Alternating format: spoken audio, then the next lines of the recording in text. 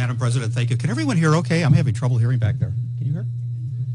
Okay, there's a collection of documents that I had handed out before the meeting, and it's 6 pages, and I'd like just to explain what they are. The first one shows Blythe Park Elementary School. It has a state ranking of 1 out of 1,669 schools. And I saw some parents looking at that and thinking, wow.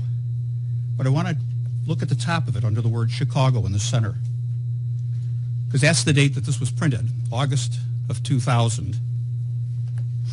The reason I had saved this, was because I was village president in 2000. And I used this document to help try and recruit businesses and other people moving into Riverside to come here. It was a tremendous draw. The next page is the current ranking of Blythe Park School. It's number 466 in the state of Illinois. Somehow, in 13 years, we've gone down 465 places. Now, the question might be, is this an anomaly? Was something just strange about this? So we go and we take a look at Hollywood. In 2000, Hollywood was number 6 in the state of Illinois. Today, Hollywood is, no, it's right there. Oh, 529. Ames has done better than most. Ames started out at 63rd, and it's now 99th. I didn't intend to become involved in the early release matter at all. My kids have graduated from Hauser, they've graduated from RB. But I live in the town, I'm a taxpayer, and I'm very interested in what happens to this town, what sort of people are attracted to this town, what sort of people stay in this town. And the importance of the public school system far exceeds anything else. It exceeds the police department or fire department or anything else. When I saw the deterioration of the academic standards that have occurred in the last decade, I thought it was important that at least I come to the board and say, are you aware of this? We've had a very, very bad situation. Now, on the issue of the early release, I said I was opposed to it simply because we need every hour of classroom time we can get. Now, I did meet with Dr. Sherman, I did meet with Dr. Gannon as part of the parents, and there were some changes made, and I appreciate Dr. Gannon came up with a method by which we pick up an extra hour of task on time each week by reducing the teacher-directed phys ed.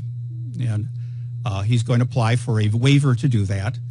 That waiver, if granted, and we anticipate it will be for 5 years, and I think the board should just make that automatically for the next 5 years. It should not be a 1 year only, because there's a whole extra hour per week, that's 32 hours of education that's being lost.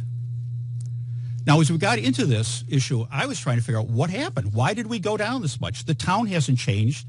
The kids are still as smart as they always were. The buildings are the same. A lot of the teachers are the same. What is the explanation for this drop? And I think as we sort of teasing around the area, we have the shortest school year of any school in Cook County. There's a few others that are as short as us, but not many. We're at the statutory minimum, or maximum, I tell you. We have one of the shortest school days. And the problem we have right now is the short school year and the short school day are incorporated into the union contract. This board's hands are tied. You cannot extend it.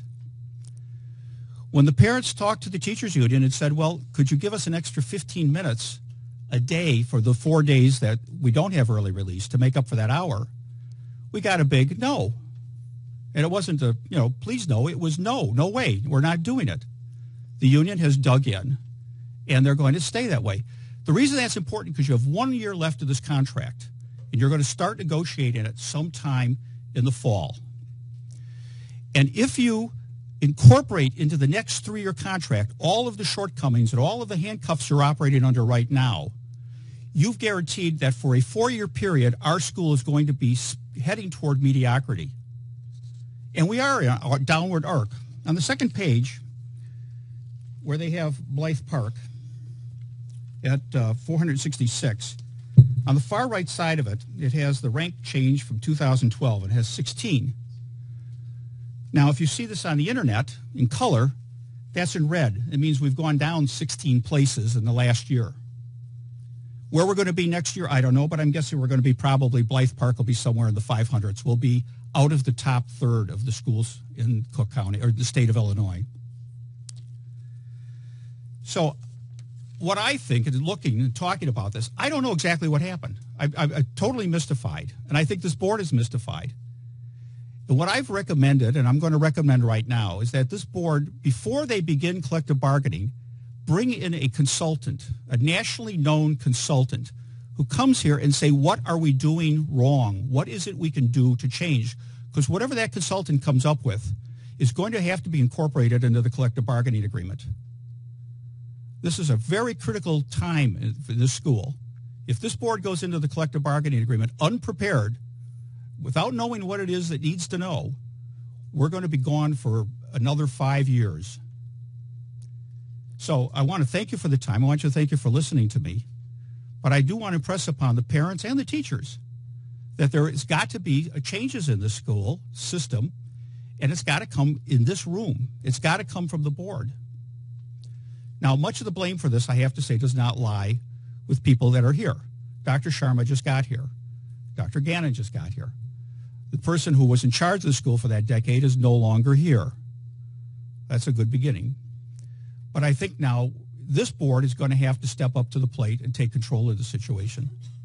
So I just want to thank you for listening to me, and I want to thank the folks here for giving me a couple of minutes. Okay, bye. I am Karen Foley. I'm a pediatrician, and I've been involved in the instructional committee. I want to start off by saying I did not get the feeling that there was a lot of community involvement in this decision. I have the feeling that this came about very quickly. I think some of the PTO members might have felt that they were aware, but I know the survey came to parents asking if they needed after child care or not. There wasn't a lot of buy-in from the community, and I think that's a problem. So I'm going to start that off with that. Secondly, our instructional time committee did meet. First time, we didn't come to much agreement. Second time, the administration and the teachers agreed to this sort of patchwork, how to recapture that time. Our group is not satisfied with that option. We have two other options, and I'll get into why we are not satisfied with that.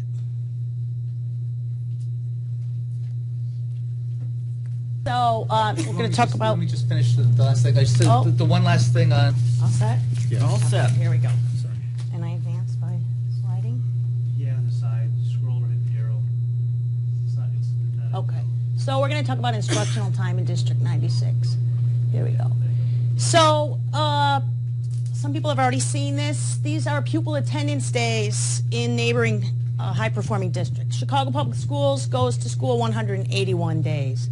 River Forest, 177. Oak Park, Hinsdale, LaGrange, 176. And just to be clear, I did look at LaGrange's calendar. That's 176 full days, no half days.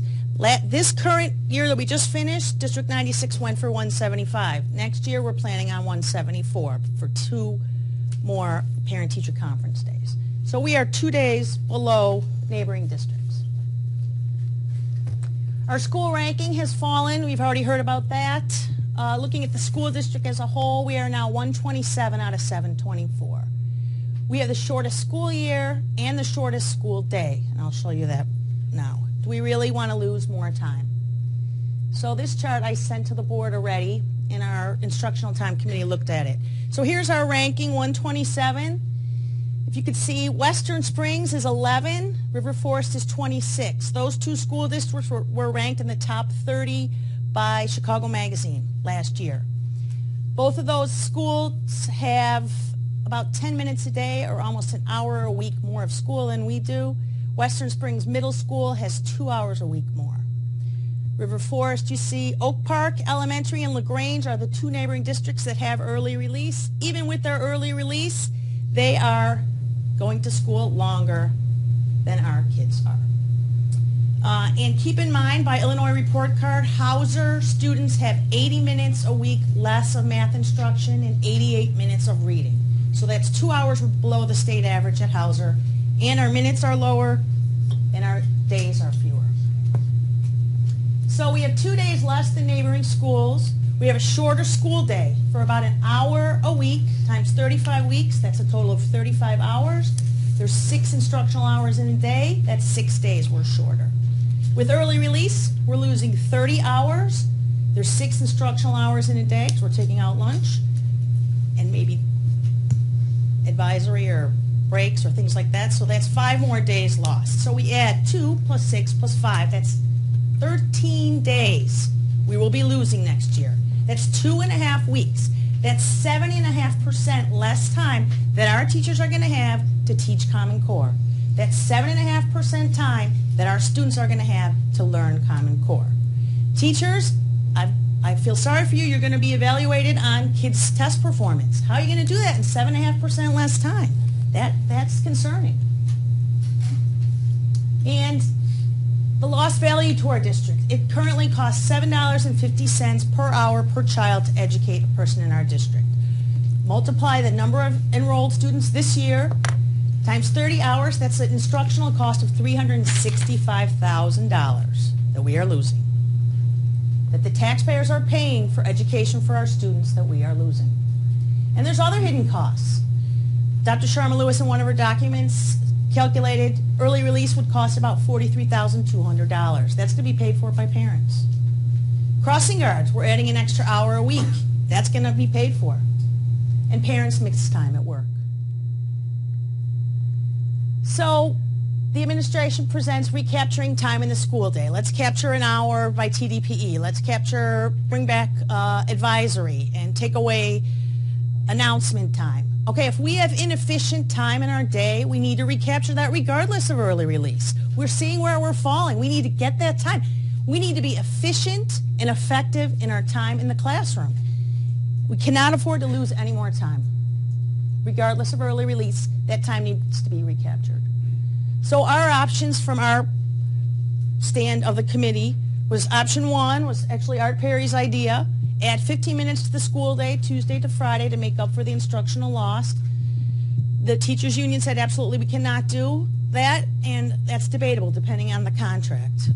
We see in the contract 7 hours and 10 minutes. Currently instruction time 6 hours and 50 minutes. I guess that's for the attorneys to argue. Option 2, professional development, currently exists in the teacher's contract. It's stated in their contract that they should be paid $36 an hour for professional development. Okay? The benefit of that is it can happen in larger blocks of time, and we know professional development is more effective in larger blocks of time. It can be done summer, after school, weekends. I'm pleased to see all the teachers here taking their time. Obviously, if something's important to you, you're going to make an effort to be there. And I believe this is important to the teachers, so I believe they will want to be there, and they will be paid for it. All right? If not, if they can't, they don't think it's important, and they don't want to show up, then it goes in their evaluation. And maybe we need to figure out who is very committed to Common Core and who is very committed to our students. Maybe that will help our ranking go up. So the school board has heard well from teachers. They've heard well from the administration that is very much in support of the teachers and the teachers union. They've heard from the PTO that's very much in support of the teachers. But I think the board's responsibility is to the taxpayers, the parents, and all of our responsibility, as has been well stated today, is to the students. I don't know why I can't get that last one. But I believe, and I think our group believes, we need more instruction time, not less. I think professional development should happen, but not at the expense of student time in the classroom. I think we need more time on task, not less. Thank you. We didn't just consider early release. If I may, maybe I can shed some clarification on this point. We had the first committee meeting, and there was no consensus that was achieved at the end of that meeting. There was some proposed ideas about TDPE, and there was an agreement to reconvene at the meeting that we ultimately had, the second meeting. The first meeting was kind of contentious. There were different ideas presented, but there was no consensus achieved at that meeting. The second meeting was a lot more cohesive. The administration came forward and presented the idea with the TDPE. Ms. Gill spent a lot of time producing an idea for Hauser and going through and looking at that. What was agreed at that second meeting was we respectfully agreed to disagree, that there would not be one uniform statement coming out of that committee. Rather, there would be two separate presentations, and that's what was given here. The agreement was that the union didn't agree with the position, the second options presented by Dr. Foley, and we didn't necessarily agree that the TDPE was sufficient to cover everything. So what was agreed at the end of that meeting was that there would be two presentations tonight to present our understanding of the mandate was, come give us options. What are the alternatives? What came out of this was three options, one from the administration and the union, and two from a group of parents. They're not, and the point was that it's not a unanimous statement from the committee. These are three separate ideas coming from the committee, and everybody did a lot of work. And I think the great thing that came out of that committee, the second committee, was we, and as Ms. Koss said earlier, we as a group, as parents, as administrators, and the teachers and everybody agreed that we wanted to move forward. And it was that, Elizabeth, I wish you, had been there, because it was a completely different meeting from the first meeting. But there was a respectful agreement to disagree. That's why we had the two presentations tonight reflecting different options. So I hope that clarifies. Yeah, unfortunately. Patty, how much time would you like to take? Time, 4 minutes. Okay, all right, thank you, Patty.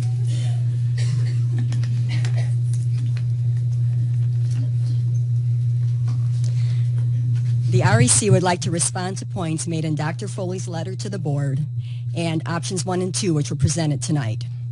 First of all, the matters under discussion in options 1 and 2 do constitute collective bargaining. The options discussed are a change of working conditions. In option 1, adding 15 minutes to the workday is a change of working conditions. In option 2, evaluating teachers based on their attendance at after-hours professional development is also a change of working conditions. Dr. Foley references section 15.1 of the contract in her letter to you. The second sentence of section 15.1, complete understanding of the contract, states, the terms and conditions may be altered, changed, added to, deleted from, or modified only through the voluntary mutual consent of the parties, REC and the Board of Education, in written amendment and executed according to the provision of this agreement. Let's go on. Section 15.2, Negotiations, Acknowledgement, and Waiver, states, second sentence from the end, changes in the certified employee's workday, preparation time, junior high weekly assignments, and formal certified suspensions policy shall be subject to negotiations. Let's go on.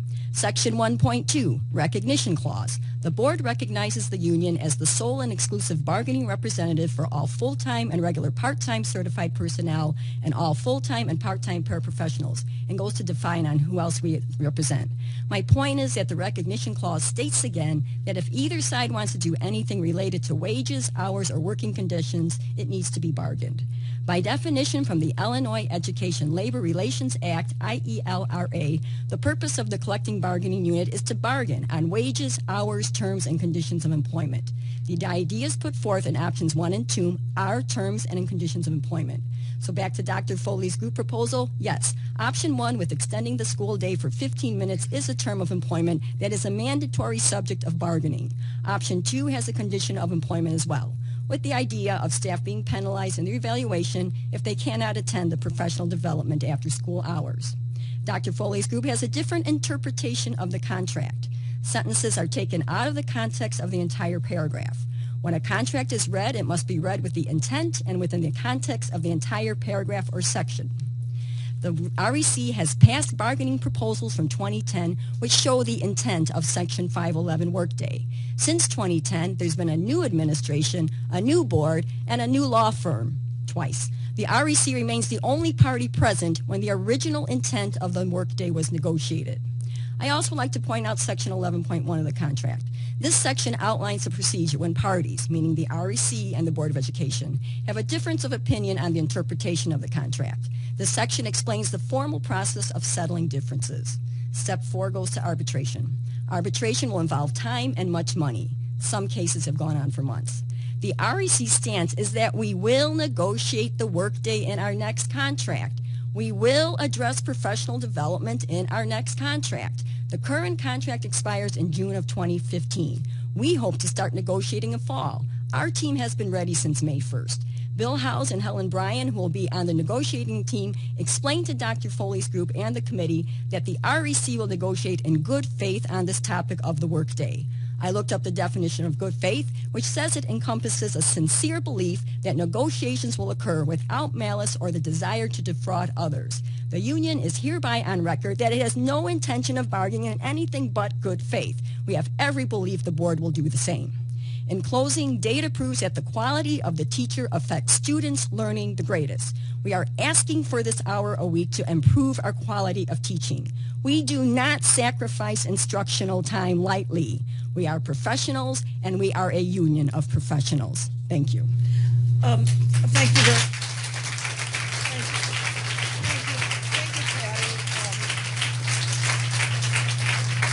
Patty, can you send the board a copy of that? Can you send what you read? Thank you very much.